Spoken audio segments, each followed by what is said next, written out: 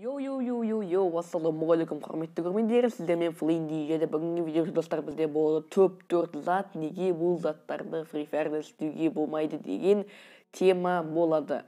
Егер сіздерге бұл видео ұнаса, то обязательно подписаться етіп, колокольчикті басып, лайкты басып, комментарияға любой 3 сөзден көп сөйлем жазып келсеңіздер, достар, мен қатты қуанамын. Ал достар, өзіміздің керемет видеоларымызға кетті.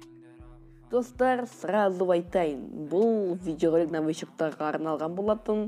В общем, достар, просто алдыңғы видеода сіздер өте нашар активность көрсеттіңіздер, поэтому маған енді хайп етіп бастау керек.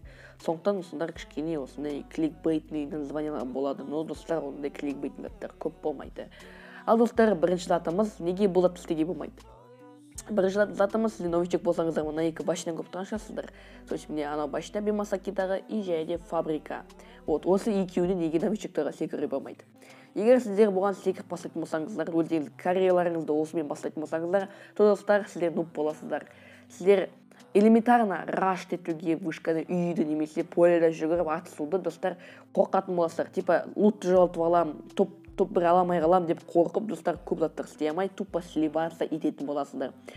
Менің өз басынан бұл заттар өткен, достар, менің өз басынан емес, менің достарым немесе мен туыстарым басынан өткен. Олар осы кірістіді, қазір достар ойнағысы келмейді Free Fire'да. Тупо қорқады. Атакаға барса сөйтсем, олар осы істеуге қорқады. Өйткені олар уже үйреніп қалғанда, типа осы фабрикаға секіріп, осы Бимасакидағы вышкаға, то есть башинаға секіріп үйреніп қалған. Достар, осы заттарға секірмеңіздер, сразу айтамын.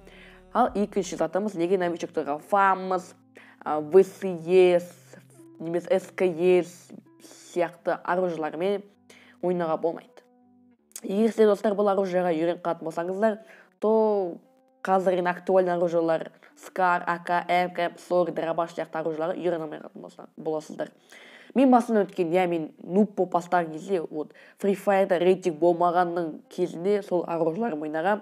Және Free Fire'дың пропустар бастаған кезде бірінші, екінші, сол кездерде, бірінші, екінші емес, сол кездерде ойнағам. И сол оружиеларым ойнап, достардым істей алмағам. Енді қазір где-то бір 7-ші немесе 6-шы ма пропустан бастап ойнап бастадым. Осы оружиелармен енді әрең дегенде осы оружиеларға үйреніп қалдым. Так что осы заттармен ойнамаңыздар. FAMAS VSS-пен ойдың басында. Енді скилл көтерген соң кейін достар ойнауға болады. Әрине оттяжка бере аламын бұл оружиелармен, но бірақ олармен қатты ойнағым келмейді. Өйткені особо олар маған ұнамайды. Ал үшінші зат, неге мотоцикл, джип сияқты машинамен достар неге жүруге болмайды? Достар, просто бастарыңыз қатты көрініп қалады. Және достар, сіздер машинамен кетіп барсаңыздар, оңға соға болмайды, сіздерге ат өте оңай болады. Сіздер оңға да, соға да, атқа да, алдыға да бұрсаңыздар да, автоприцел сіздің басыңызға ішіңізге көздеп тұрады осы машиналардан. Даже джип, үлкен монстр трак, немесе спорткармен жүрсеңіздер де солай болады, бірақ достар, басқа тигізу, және денеге тигізіп сразу өлтіру проценті осы мотоцикл, джип сияқты машинадан көп, чем монстр трак пен спорткардан. Ал төртінші достар, неге суға жүзуге болмайды деген зат. Неге суда жүзбейсіздер?